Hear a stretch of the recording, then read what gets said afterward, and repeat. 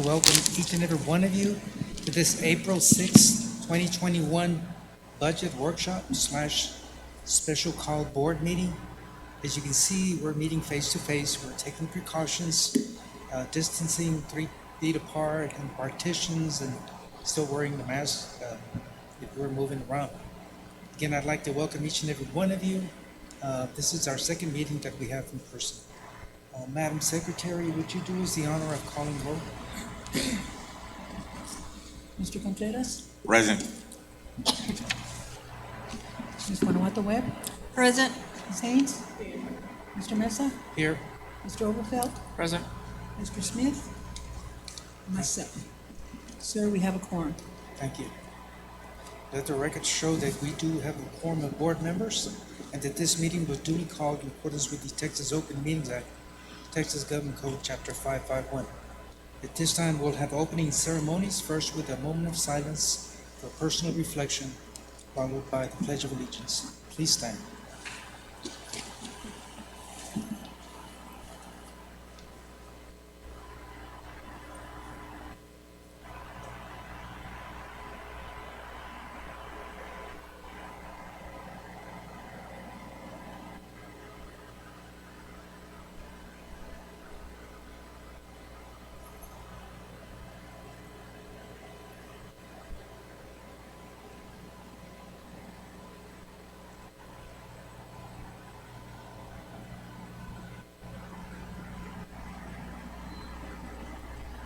Pledge allegiance to the flag of the United States of America and to the republic for which it stands, one nation, under God, indivisible, with liberty and justice for all.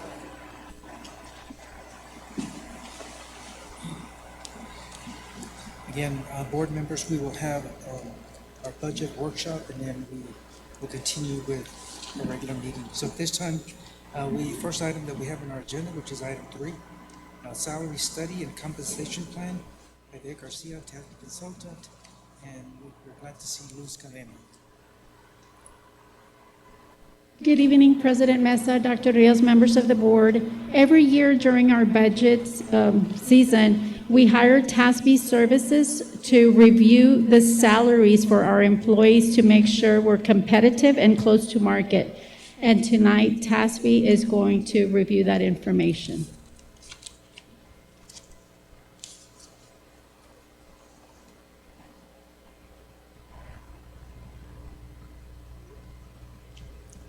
Luz, are you able to hear us?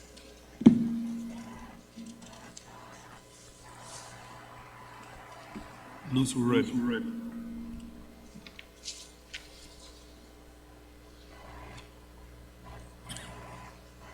So it's time for me to present. Thank you. All right. Well, good evening, board members, board president, and of course, Dr. Rios, thank you for having me back this evening. I am going to present an overview of the pay maintenance service that we conducted that will include market comparisons and some projected cost estimates for the pay increases. I am going to share my screen. Okay, so it says host disabled participant screen sharing. Can I have access to share my screen?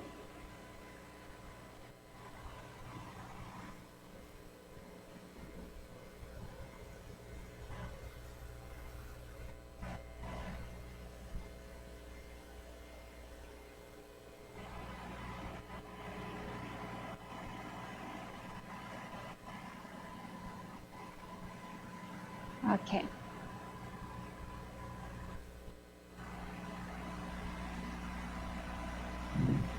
So you should be able to see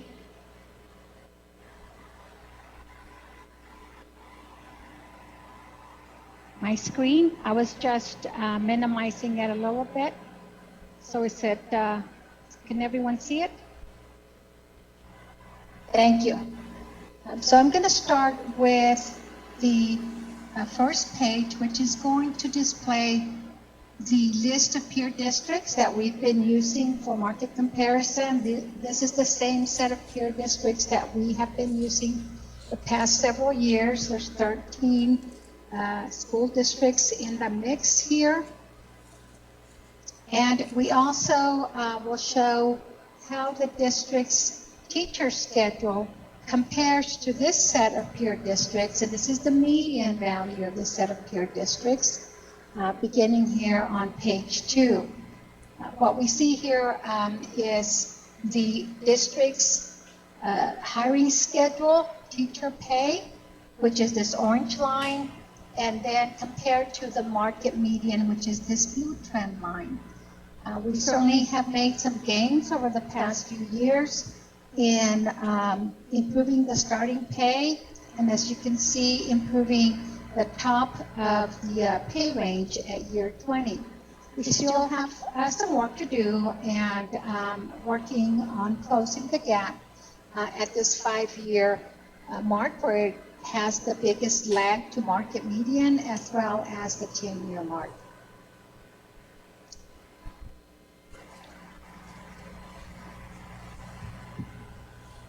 I'm going to make this a little bit smaller so we can fit it in one page.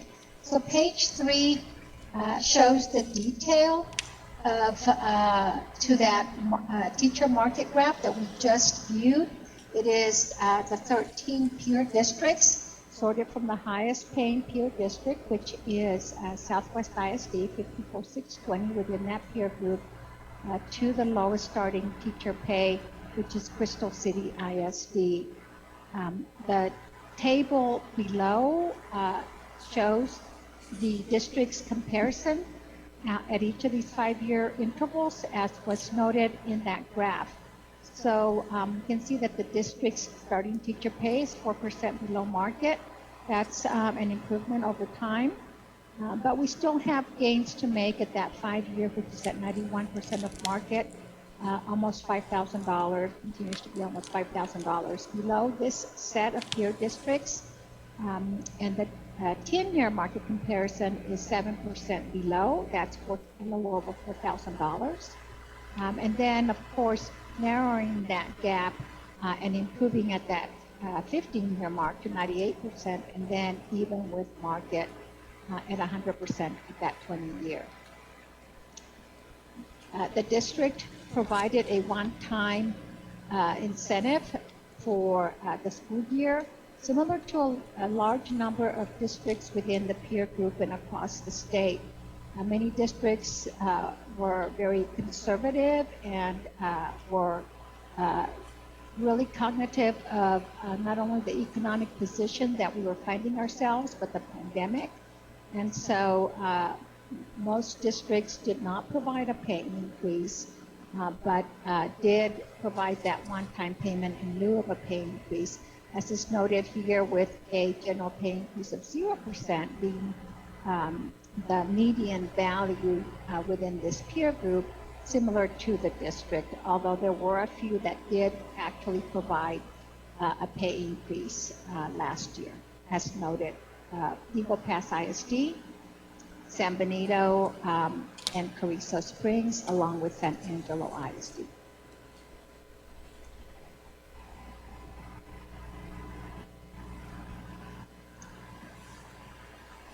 This next slide shows the shortage area stipends and how the district compares relative to those, the median of those stipends being paid. And we can see that the district's master's degree stipend of $1,500 is above the market median, and the market median being $1,000, and the district's stipend in this area is $1,500. The district also offers a content area master's degree stipend of $1,500, with the median being $2,000. We can see that the stipends offered for the other categories, which include secondary math and science, are above the market median values, with the special education general resource and special education self-contained being slightly below the market median values, and self-contained being 1,400 below the median value within that peer group. Your bilingual is spot on with the market value, and then your ESL general stipend of 2,000 is above the market median value here.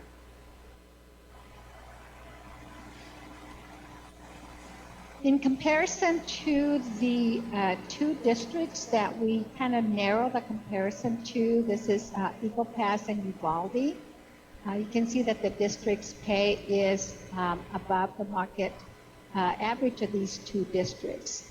And the next page, which is page 6, really illustrates the salary levels of the district's hiring schedule, with Uvalde being the green line, the district being the orange line, and then Eagle Pass being the blue line here. So we can see that Del Rio, San Felipe Del Rio is above Uvalde at all of those 5-year benchmarks, and above Eagle Pass above that 10-year mark, but slightly below at that 0 and that 5-year mark. We also reviewed the district's distribution of the total experience for teachers from 0 to 35 years of experience. And as we can see here with this graph, basically it shows that half of your teachers have 11 years of experience or less, and the other half have more than 11 years of experience.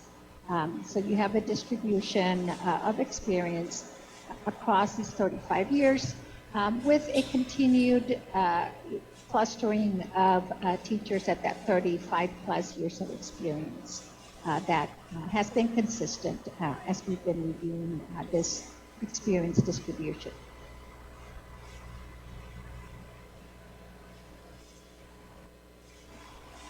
So this page is the beginning, and I'm going to make it a little small. Let me see if I can enlarge it a little bit. We're going to begin with the proposed teacher schedule, which is a 2%.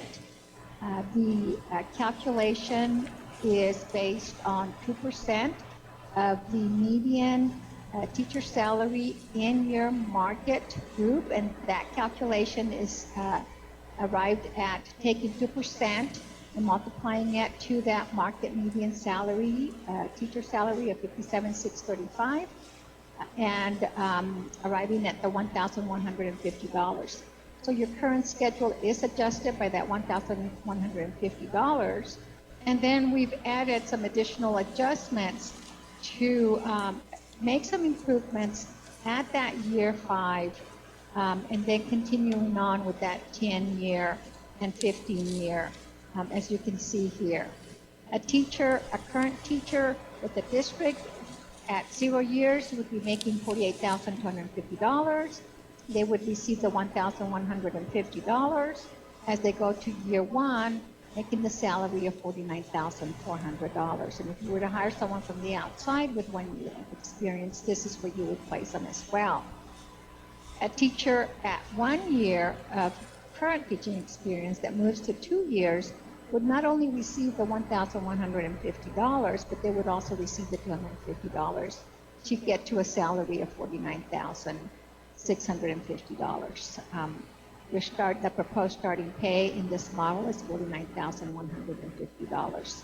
And as you can see, the hiring schedule is to 35 years with a range maximum set at $75,500. This positions the district, as I mentioned, a little bit more competitive within your peer group, and it's based on current market position. So Model 1, as is noted here on page 9, we can see the green line, it's the dotted line. This is the proposed teacher schedule, Model 1, and how this would place the district relative to the market median value of those peer districts. So we begin to narrow this gap.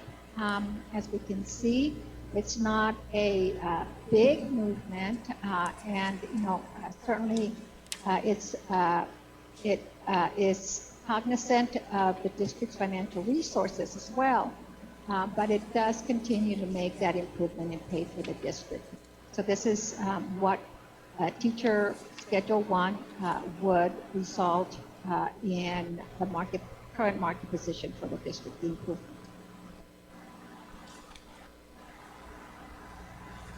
The second model is a 3% pay increase. This one would has a $49,650 starting teacher pay, and that 3% increase equates to a $1,730 increase for all your teachers. We do have additional adjustments beginning at the proposed year 2 salary, continuing through year 16. But this is to also improve the market position for your 5-year and your 10-year and your 15-year market comparison for teacher pay. And again, the calculation here is 3% off that median teacher salary in your peer group.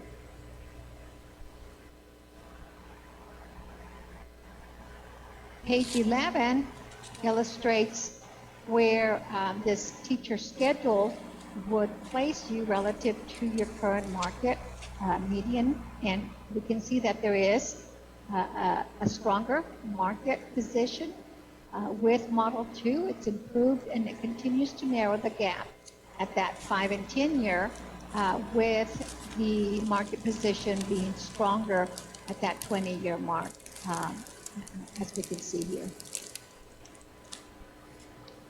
And then Model 3 is a 4% general pay increase. This equates to a $2,300 increase for all of your teachers with a starting teacher pay of $50,250.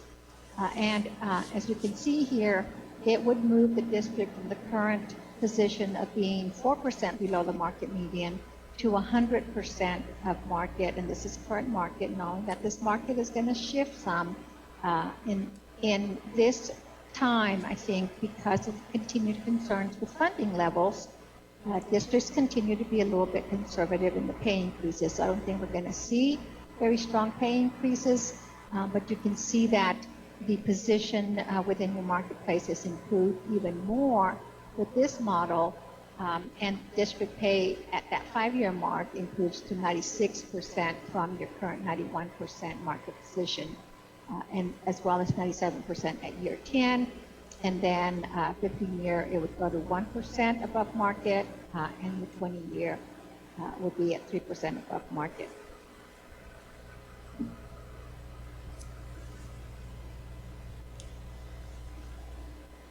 And page 13, we can see where this Model 3, as far as this dotted green line, demonstrates where this Model 3 would position you within your current market comparison. And again, this is the most aggressive and positions you the most competitively with your current market. And you can see the improvement not only at the 5 and the 10 year, but at that 20-year mark.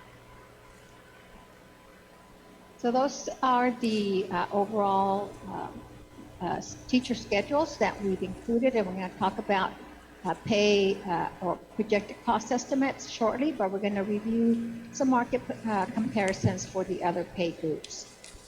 Beginning with your exempt, which we subcategorize into the central administration group.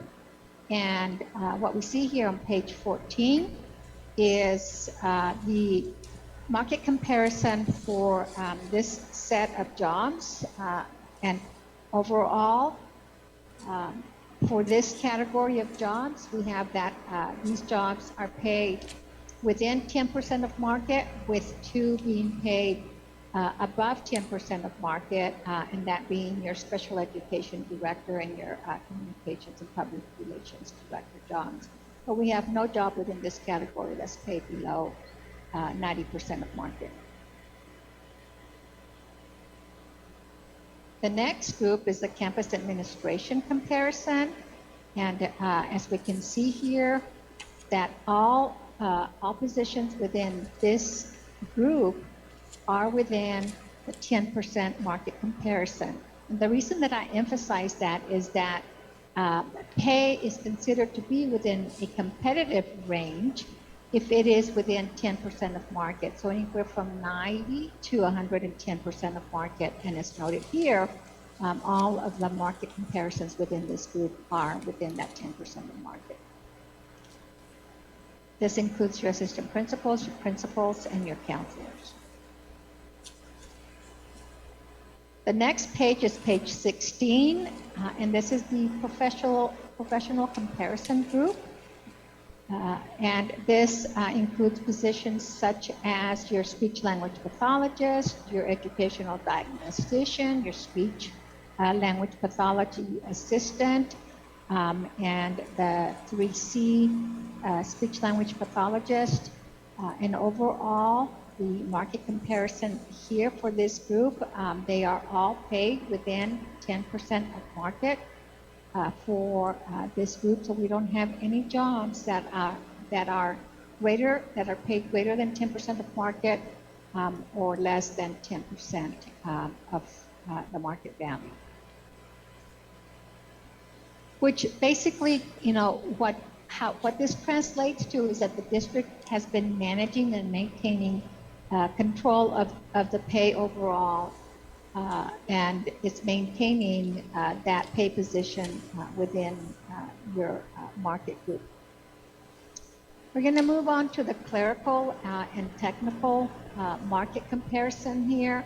So this group, we're going to have more variance in the distribution of that market comparison because this is influenced as well by more of the individuals within this group being in the job for a longer time or being fairly new to the position. For those where we see the above market position, above 10% of market, we can see here that we've got 8 positions within this group that are greater than 10% above market value. And these are positions that have, or these are individuals that have been with the district for some time.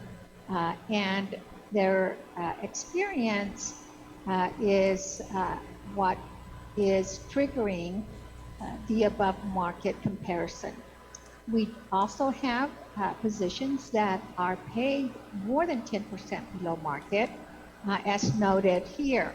So the light blue comparisons, if they are to the right of this 0%, that means that they are above market, above 100%, above that 100% of market position.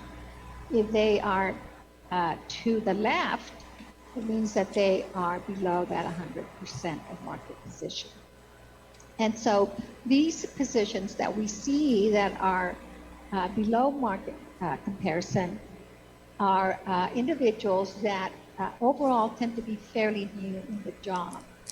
And as you've recalled in the past, we have talked about what market position means overall. Ideally, we want to see pay to be overall within 10% of market. But if someone's fairly new to a job and they're paid below 90% of market, that is very appropriate. If someone's been in a job for a very long time and they're paid more than 10% above market, that's also that could also be very appropriate for that job.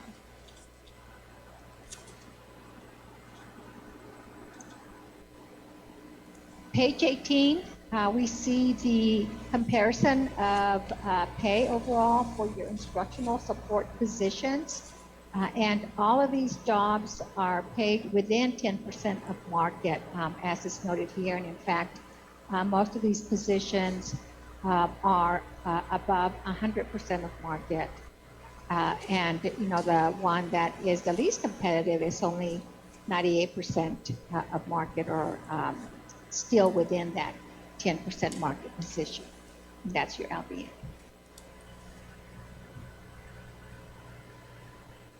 On page 19, we have the pay comparison for the auxiliary positions. And for this group overall, we only have 2 jobs that whose pay comparison is greater than the 10% below market position that we look for. This is your police sergeant and your electrician. And the journey electrician, from what we understand, is not necessarily a licensed journey level electrician, which is also contributing to this below market comparison here. But we only have 3 positions within this pay group that are paid more than 10% above market, with the majority of jobs being contained within that 10% of market position. So kudos to the district for continuing to manage the pay for the district overall within those range control limits. So there's 3, as I mentioned, there's 3 pay increase models that were presented. We've reviewed the teacher schedule development models.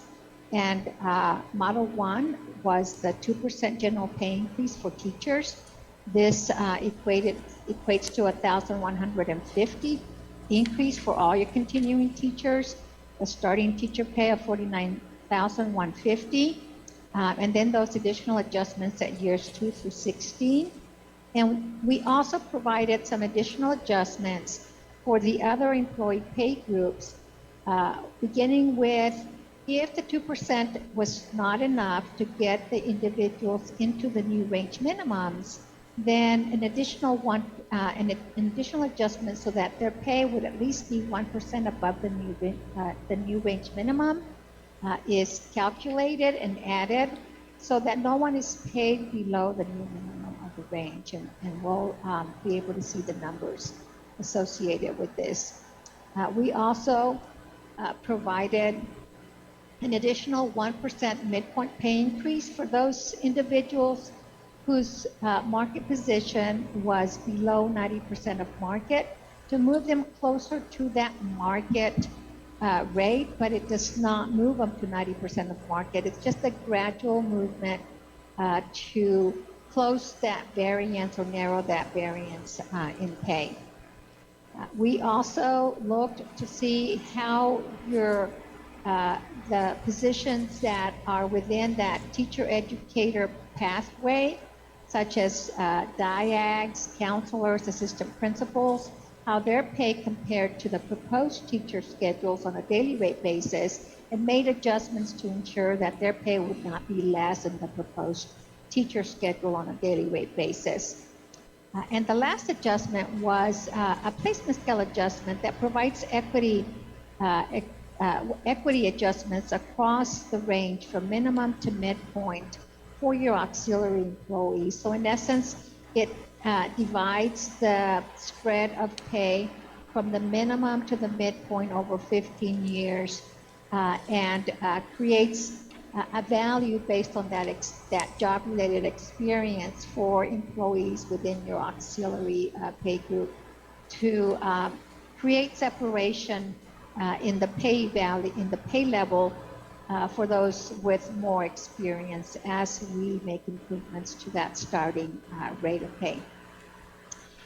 We did move a position up. The bilingual director position is being recommended to be moved up from pay grade 5 to pay grade 6. And this is to align the job better, not only based on scope of responsibilities, but also on the market for the job. We're going to look at that cost estimate for that for the Model 1, which is that 2% general pay increase.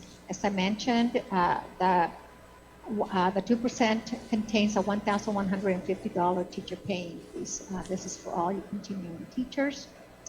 That 2% general pay increase based on the range midpoint for all of the other employees. The cost estimates include the pay increase for those that are above the range maximum.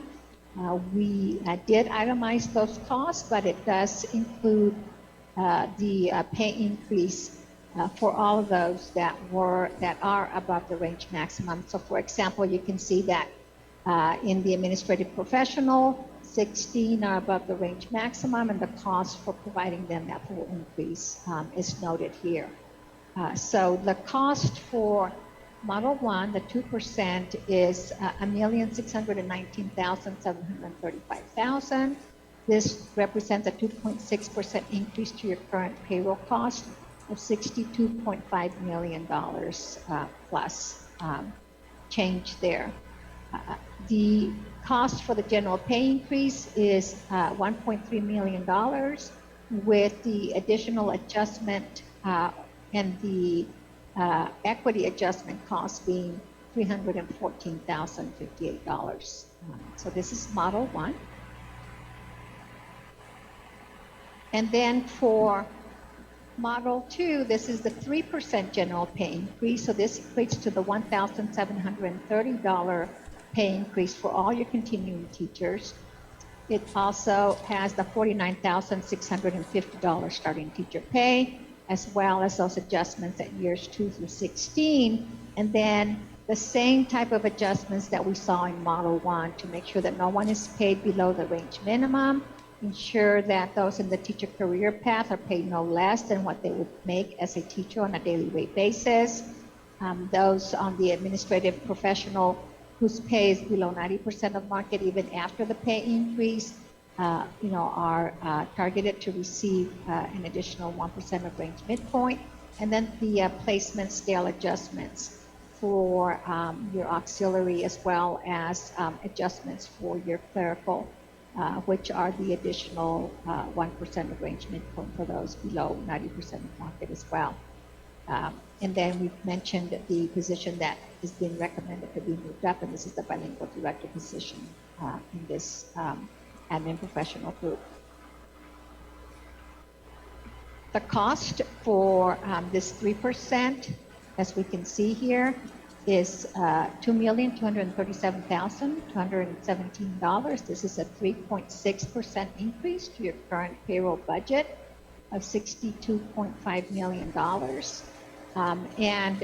You can see here that we've continued with adjustments and just itemizing the cost of the adjustments for all of the individuals that are above the range maximum, plus the adjustments needed for those individuals whose increase is not enough to get into the new minimums. And so there is an adjustment for that. There's 3 in the admin professional group. There we have 8 in the paraprofessional category, and then 5 in the auxiliary, as well as those additional adjustments. 124 of the paraprofessional employees receiving an additional 1% of midpoint because they are their pay is still below 90% of market with the general pay increase. And that number is 22 for the administrative professional with a cost of $15,500 in that category. And then those placement scale adjustments for the auxiliary, 55 employees receiving adjustments here.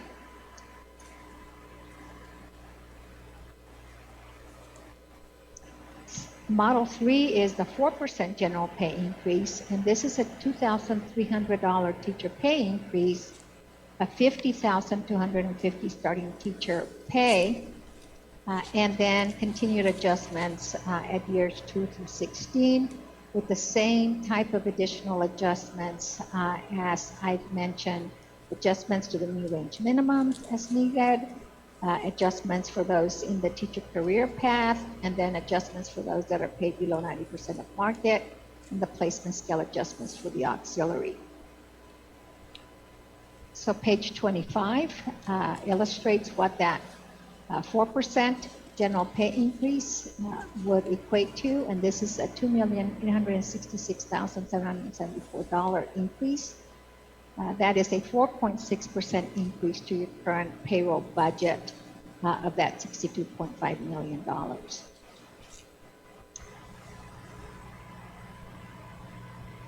We have the proposed pay plans that are attached, and the changes to the positions are identified in red. The pay plans also are reflective of the range of those pay ranges that have been adjusted. So the minimum, the midpoints, and the values have been adjusted to continue to keep them connected to the market value.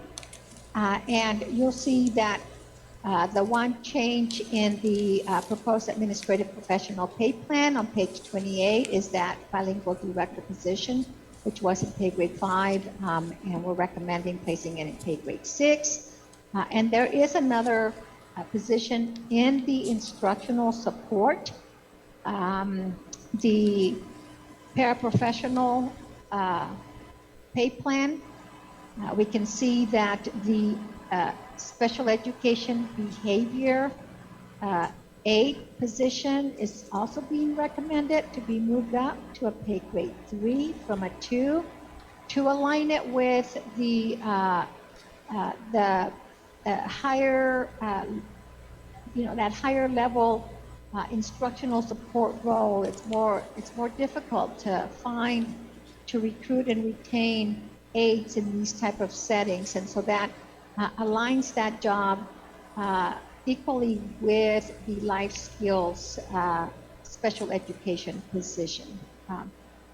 And that's those are the only 2 pay grade changes that we have proposed here. And so you can see that the pay plans are included along with at the end the market detail comparisons that that are reflective of the graphs that we just reviewed that showed the market position for the various different pay groups, beginning with that central administration, campus administration, professional, your clerical paraprofessional, up to your auxiliary positions.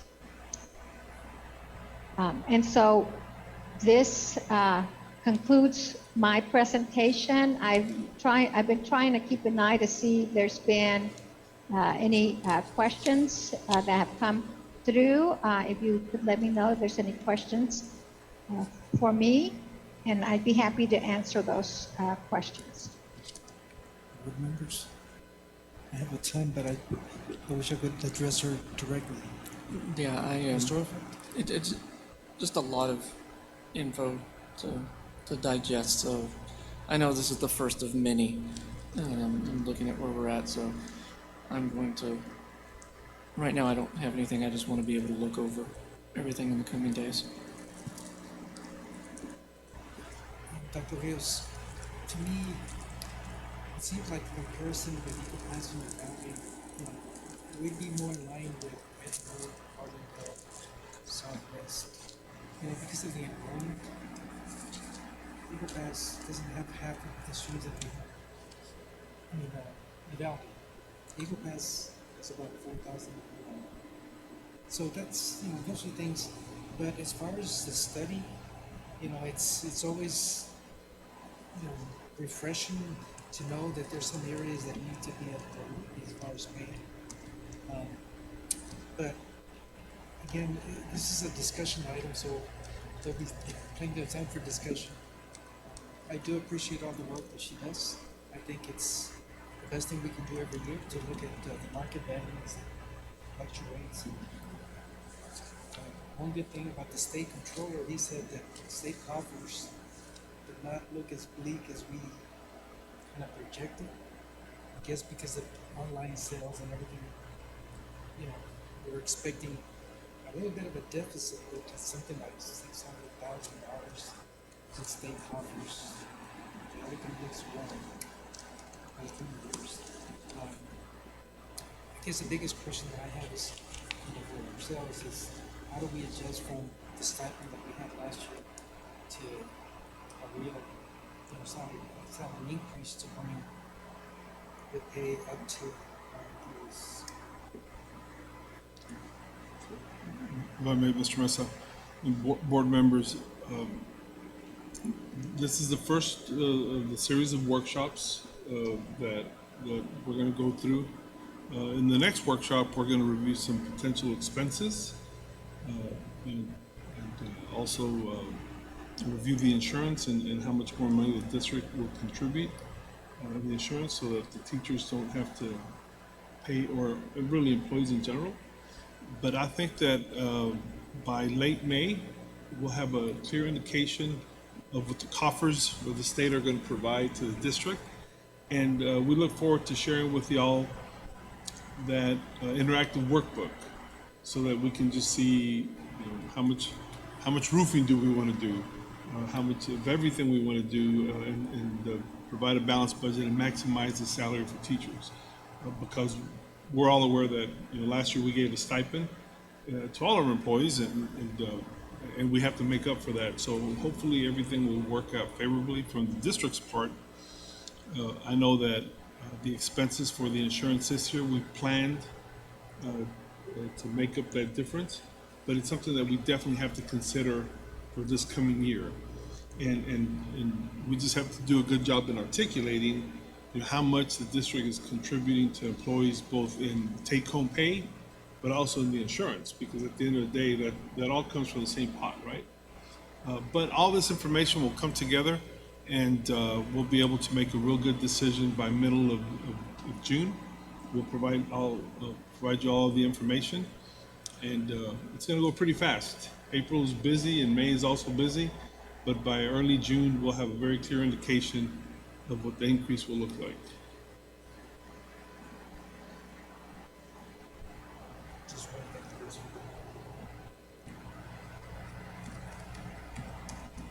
Anyone else? I also feel that all of this information is a lot of information to digest at one time, but I do appreciate all the work that was put into it because it gives us a lot of information that we can definitely start looking at.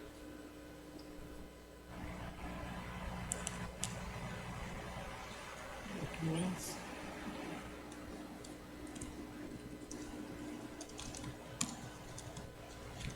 You just ask her if she has any last comments, okay? I just want to say thank you to everyone.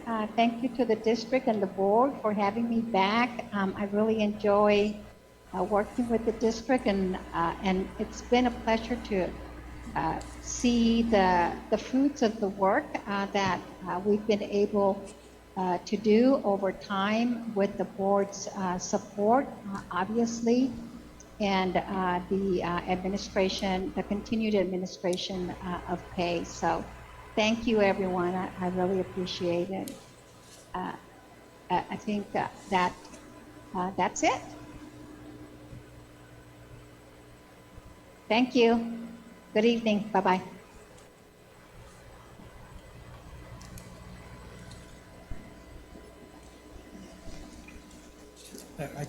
Dr. Rizal, I want to just, I think I've been on the board 14 years or so. And this is the best thing we can do for our employees. Every year we have a salary study, look at the market, and then try to do as much as we can to bring them up to, we're never going to be 100%, but we have to move people up. And we look at the days, we look at the amount of work, and so we try to adjust as much as we can for every employee, especially, starting with auxiliary, bus drivers and mechanics. It's always been the case where, mechanics, we can't keep them because they go somewhere else, they pay better. So we adjust and keep some of our employees' experience with the work that they do. So, the salary study is just an excellent tool to have so that it'll give us information from every aspect about all the employees, professional as well as hourly wage.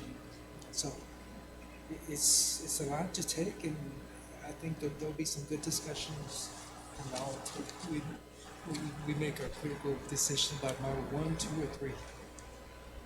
But I want to thank the administration for providing this for us. Back to you. Anyone else?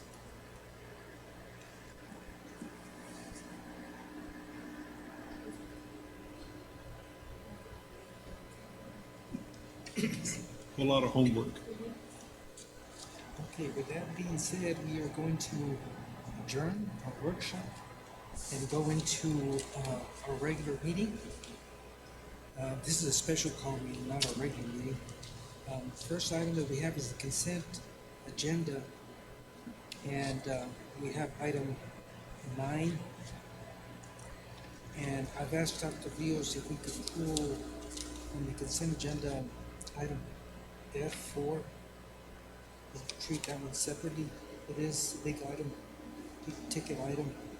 And if there's anyone else that would like to pull any of those, now's the time to do it before we take action on all the items on the consent agenda. Mr. Mesa? Yes. I would like to pull item 3, Is that F3? F3, yes, sir. And this is, you want to treat that one separately, or you want questions answered? I want questions answered. Okay. Mr. Mesa, if I may? Yes, Dr. Rios. Yeah. We also need to pull item 9, C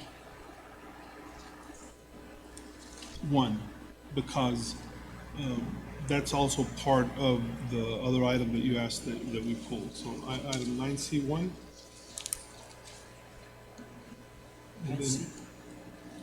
And then item 4. So those will deal separately, and then I'd like a chance to answer Ms. Webb's questions on the roofing. Okay, Dr. Rios, you said 9C? 9C1 9C1, Yes, sir. okay? and item F4 are the ones that you want pulled. Those two go together. Okay, great. And then Mrs. Webb had the question on F3. So we'll start with F3.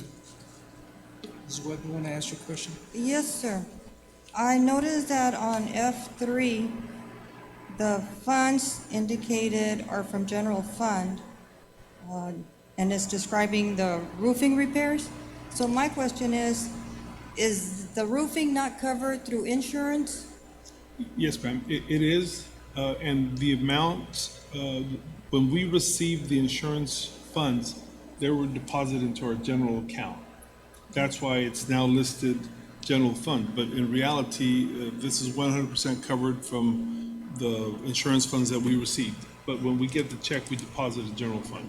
So the amount indicated here is basically what we received from the insurance? Yes, ma'am. Okay. This is covered by insurance. We might be a few dollars off that to our favor, but it is covered by the insurance. That was my question. Thank you, sir. Dr. Rios, we do have I think most policies have a 1% Deductible? deductible. If it's a big amount, which is like homeowners, if you have a home that's $150,000, you're talking $15,000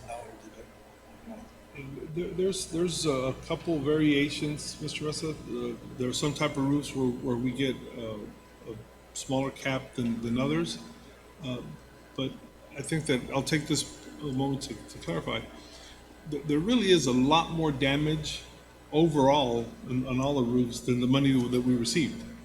Right now, what I asked Mr. Henge and Mr. Chapa and Mr. Corcasi to do is to prioritize the largest damages. So we grouped them in damages A, B, C, and D.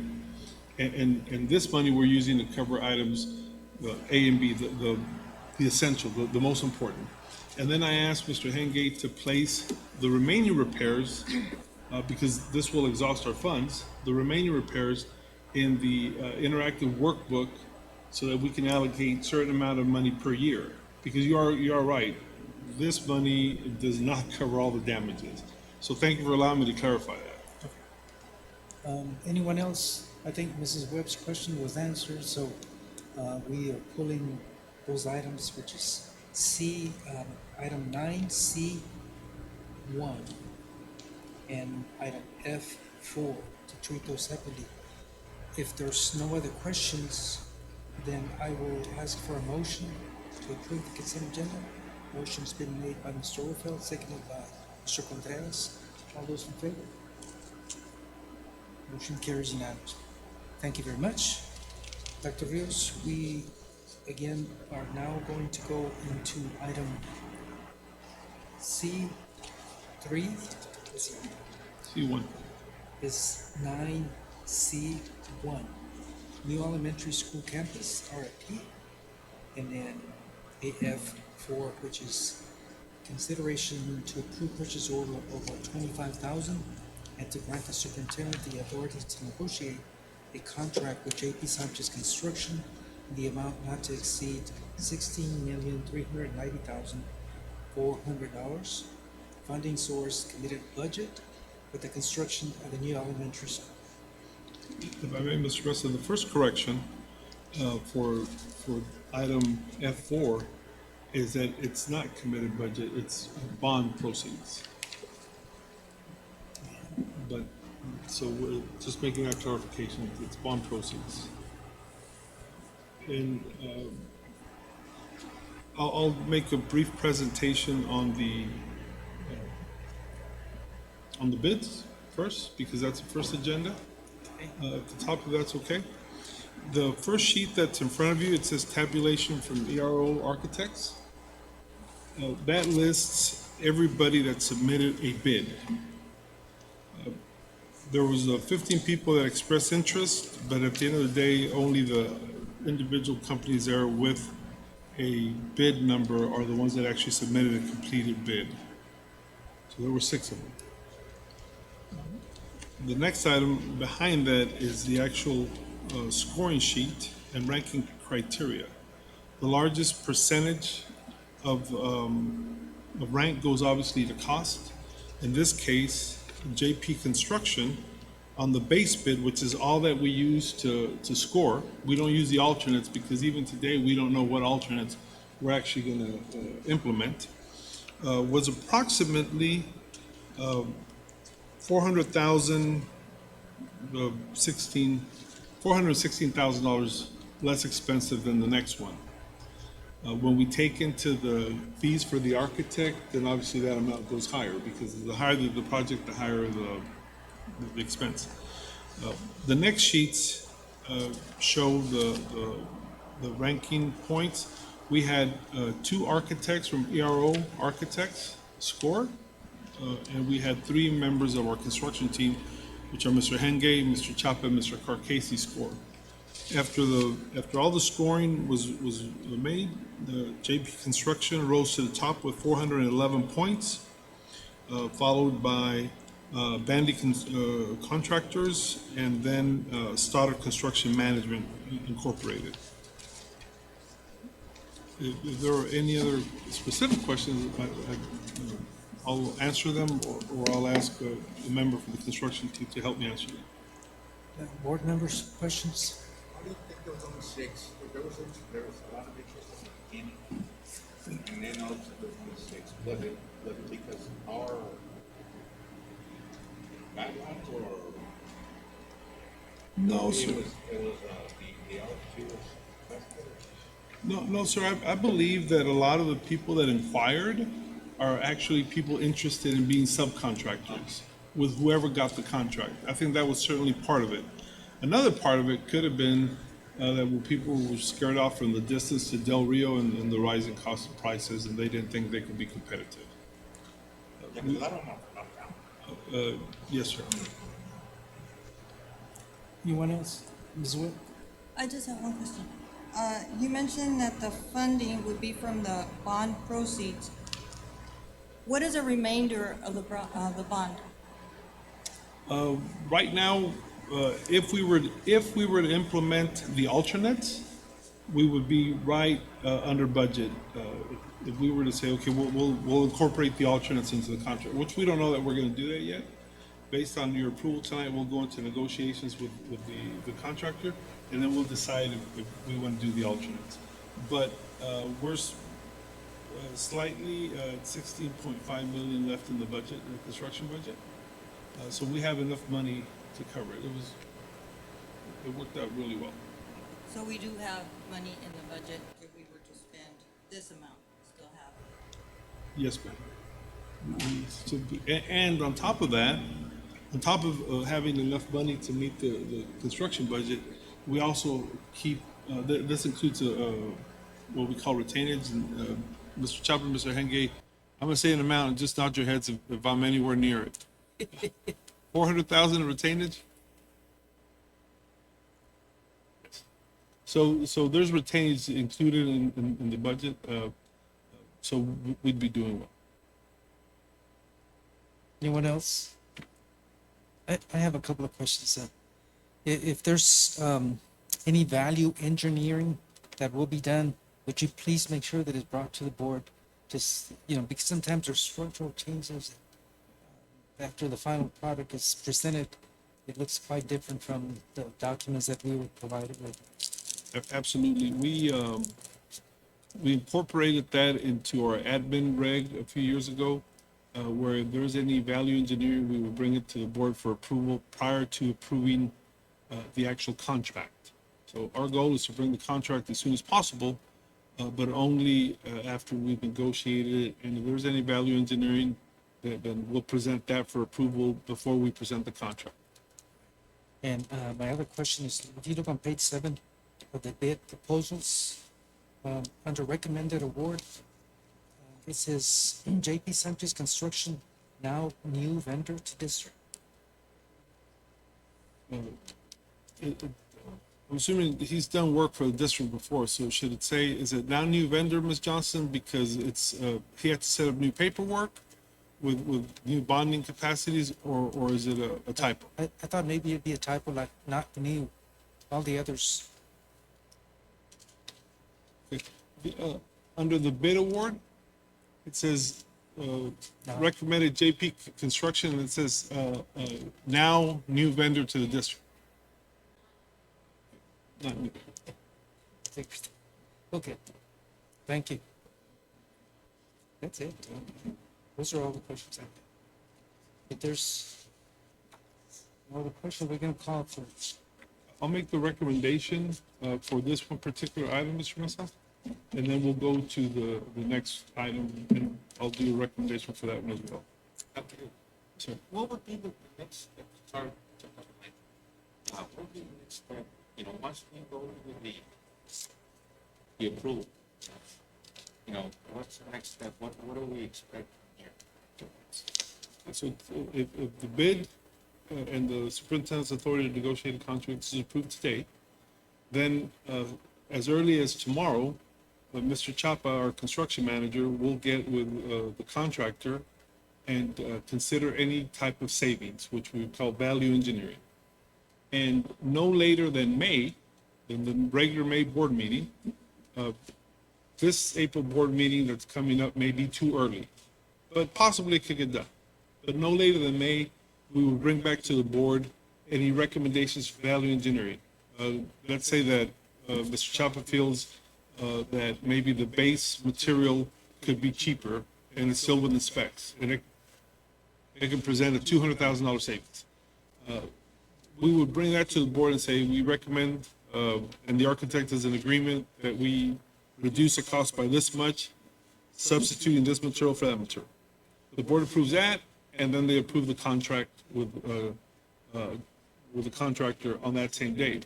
Then, right after that, the architect and construction manager and Mr. Sanchez, they start making sure that all the paperwork is in order, the bond, the permits, all that. And then we finally give them a authority to proceed. We expect that sometime between middle of May and middle of June, we'll have a groundbreaking ceremony as soon as all the paperwork is approved.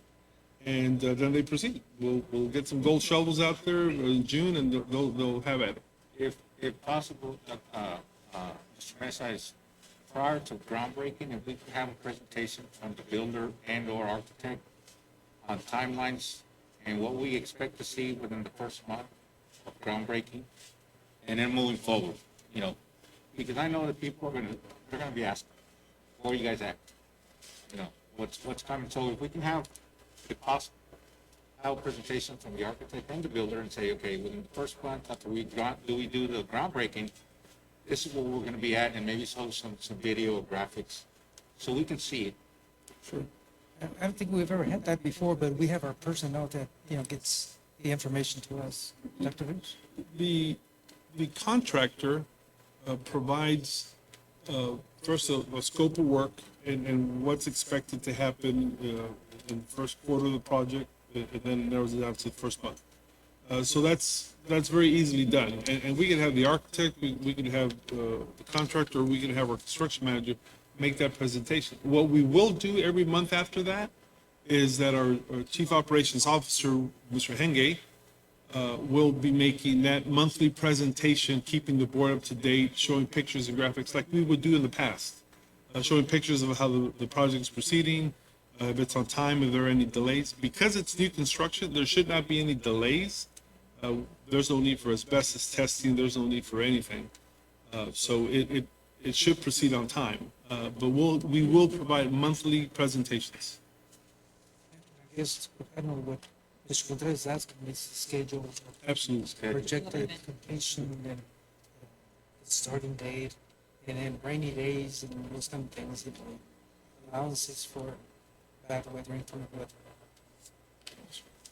Okay, then, this is an action item, Dr. Ruiz. Yes, sir. I'll proceed with the recommendation.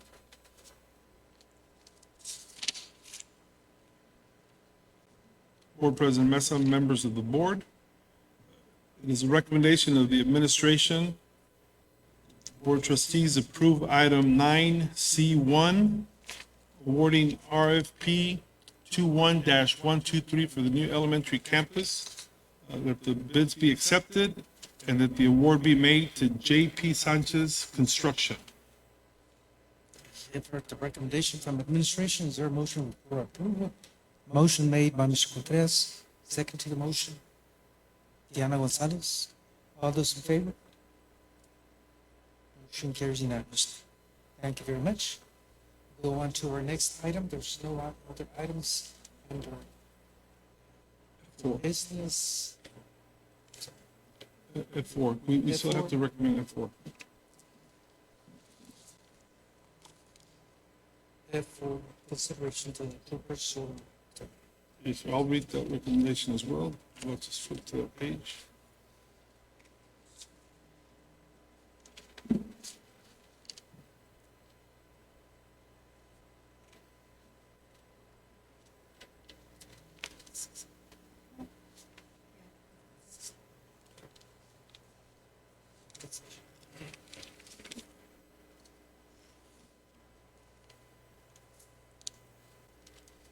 Just get to the memo, sir.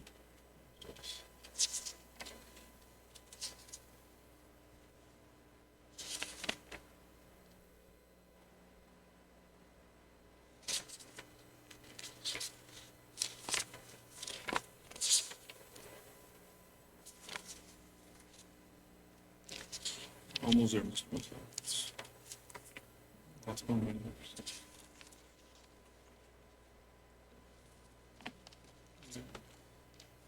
Mr. Mesa, would you like me to read the recommendation? Yes, and with the correction of bond proceeds. Yes, sir. The correction for item F4 is that it will be made from bond proceeds and not the committed budget. It is a recommendation of the administration that the Board of Trustees approve the purchase order over $25,000 and to grant the superintendent the authority to negotiate a contract with J.P. Sanchez Construction in an amount not to exceed $16,390,400 for the construction of the new elementary school. Thank you. You've heard the administration's recommendation. Motion for approval. Mr. Contreras, second by Diana Gonzalez. All those in favor? Motion carries unanimously. Thank you very much. Again, no items under administration, curriculum, technology, business, but we have an item under human resources. Again, 14A, consideration to approve updates to the 2020-2021 district compensation plans. And we just received an item regarding that because it cannot be the compensations plan that we just had discussion.